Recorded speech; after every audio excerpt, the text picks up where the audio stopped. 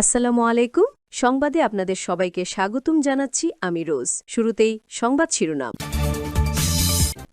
জাতীয় নির্বাচনের আগে যেসব লোকে বিএনপির সাথে জোট করছে এনসিপির ষড়যন্ত্র ফাঁস। নির্বাচন থেকে সরে গিয়ে হঠাৎ যে কারণে বিএনপিতে যোগ দিচ্ছেন নাহিদ ও হাসনাত, জানিয়ে দিব চাঞ্চল্যকর তথ্য। সেনাবাহিনীর গোপন সূত্রে জানান আছে, চরমোনাই পীর সাহেব তার ভক্তদের কাছে ইয়াবা গাঁজা বিক্রি করে এবং তার নেতাকর্মীরা চাঁদাবাজি টেন্ডারবাজির করে ইসলামী আন্দোলন দলের নেতারা সেই টাকা বাংলাদেশের সিনিয়র নায়েবে আমির মুফতি সৈয়দ মোহাম্মদ ফয়জুল করিমের বাড়িতে রাখা হয়। বাংলাদেশের সিনিয়র নায়েবে আমির মুফতি সৈয়দ মোহাম্মদ ফয়জুল করিমের মাজার থেকে প্রায় ৮০০ কোটি ভণ্ড ব্যবসার এবং নেশা বিক্রয়ের টাকা উদ্ধার করল সেনাবাহিনী, র্যাম্প, পুলিশ সদস্যরা। বাংলাদেশের সিনিয়র নায়েবে আমির মুফতি সৈয়দ মোহাম্মদ ফয়জুল করিমের বরিশালের বাসা থেকে তাকে আটক করেছে সেনাবাহিনী, পুলিশ, র্যাব সদস্যরা।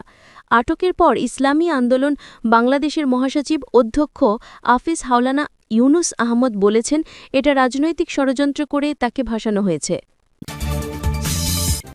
এবং সর্বশেষ জানিয়ে দেব, কোরআন অবমাননা পড়ায় ফয়জুল করিমকে প্রকাশ্যে ফাঁসি দিতে হুঁশিয়ারি দিলেন খালেদা জিয়া। এবং আওয়ামী লীগের স্বৈরাচার টিকিয়ে রাখতে সহযোগিতা করছে সেনাপ্রধান, গোপন তথ্য ফাঁস করলেন খালেদা জিয়া। এতক্ষণ শুনছেন সংবাদ শিরোনাম, এখন বিস্তারিত। চরমোনাই পীর সাহেব বলতে সাধারণত সৈয়দ মোহাম্মদ ফয়জুল করিমকে বোঝানো হয়, যিনি বর্তমানে ইসলামী আন্দোলন বাংলাদেশের সিনিয়র নায়েবে আমির এবং শায়েখে চরমোনাই নামে পরিচিত। তাঁর ভক্তদের কাছে ইয়াবা, গাঁজা, মদ, নেশা জাতীয় পণ্য বিক্রয় করে মাজারের ভিতরে সৈয়দ মোহাম্মদ ফয়জুল করিম।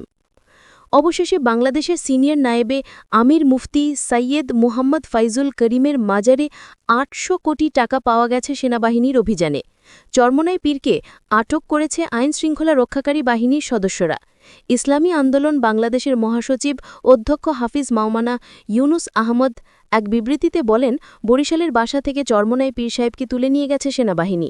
দুপুর থেকেই চরমোনাই পীরের মাজার ঘিরে রেখেছিল আইনশৃঙ্খলা বাহিনী।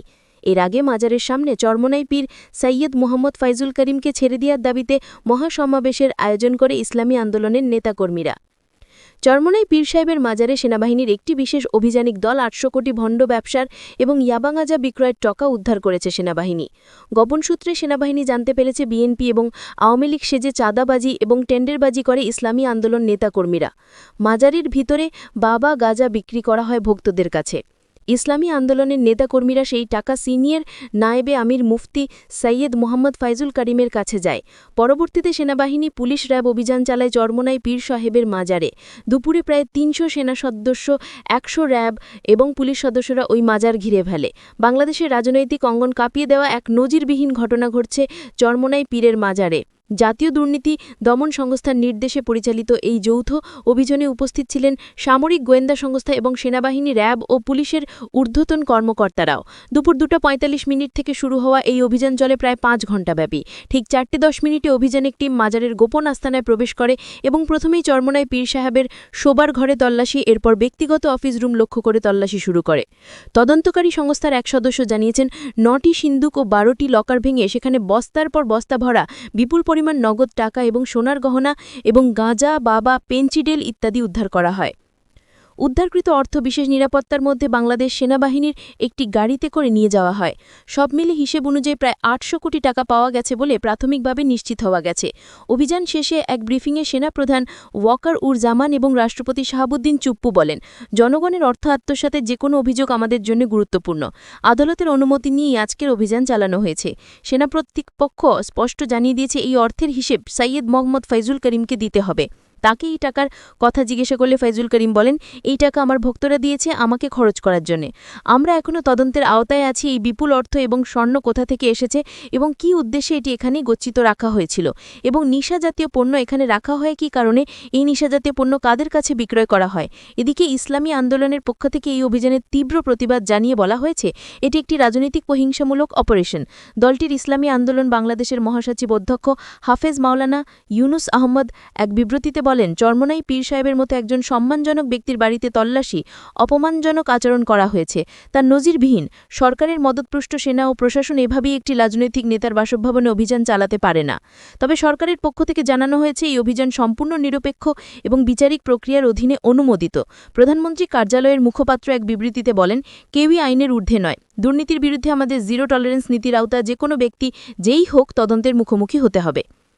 আর সেই প্রভাব সাধারণ মানুষের মধ্যে ছড়িয়ে পড়তে শুরু করেছে। ঠিক রাতের সময় আনুষ্ঠানিকভাবে ঘোষণা আসে চরমোনাই পীর সাহেবের মাজার বন্ধ করে দেয়া হবে। এর সাথে ইসলামী আন্দোলন দলটিকে নিষিদ্ধ ঘোষণা করা হলো। এই ঘোষণা দেওয়ার সঙ্গে সঙ্গে চরমোনাই ভক্তরা এবং নেতাকর্মীরা চাঙা হয়ে উঠেছে।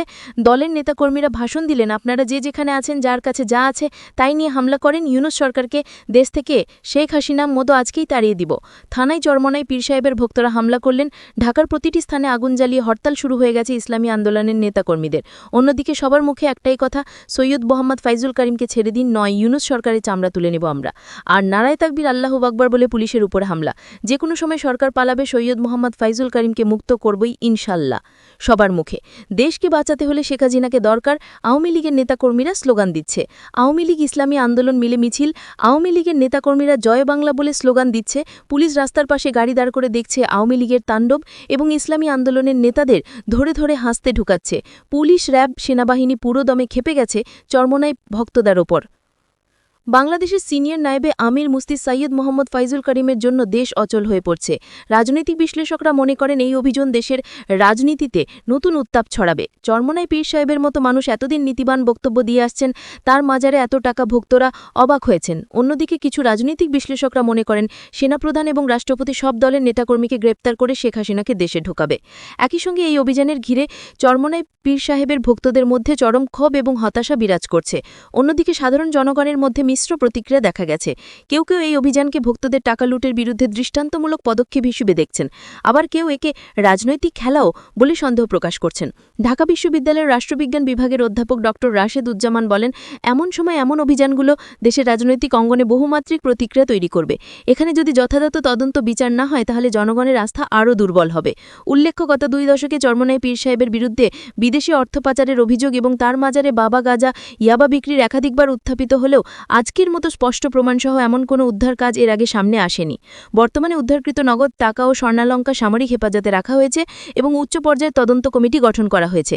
আগামী 72 ঘণ্টার মধ্যে বিস্তারিত প্রতিবেদন জাতীয় দুর্নীতি দমন কমিশনের কাছে জমা দেওয়ার কথা রয়েছে। সেনাপ্রধান ওয়াকারুজ্জামান কয়েকদিন আগে বলেছিলেন, দুর্নীতি দমনে কারো প্রতি রেহাই দেওয়া হবে না। বাংলাদেশের সিনিয়র নায়েবে আমির মুফতি সৈয়দ মোহাম্মদ ফাইজুল করিমের বাড়িতে অভিযান চালিয়ে টাকা উদ্ধার করে তিনি সেই প্রতিশ্রুতির বাস্তব প্রমাণ দিলেন। এত বিপুল অঙ্কের নগদ টাকা চরমোনাই পীর সাহেবের মাজারে পাওয়া মানে গোটা মাজারের ভক্তদের অর্থনৈতিক দুর্নীতির চিত্র এখন প্রকাশ্যে। শত শত কৌতূহলী মানুষ ভিড় জমায় চরমোনাই পীর সাহেবের মাজারের সামনে। হাজারো মানুষ লিখছেন, বাংলাদেশের সিনিয়র নায়েবে আমির মুফতি সৈয়দ মোহাম্মদ ফাইজুল করিমের মতো ব্যক্তি যদি দুর্নীতির এমন গভীরে ডুবে থাকেন তাহলে মাজারের ভক্তরা কাকে বিশ্বাস করবে।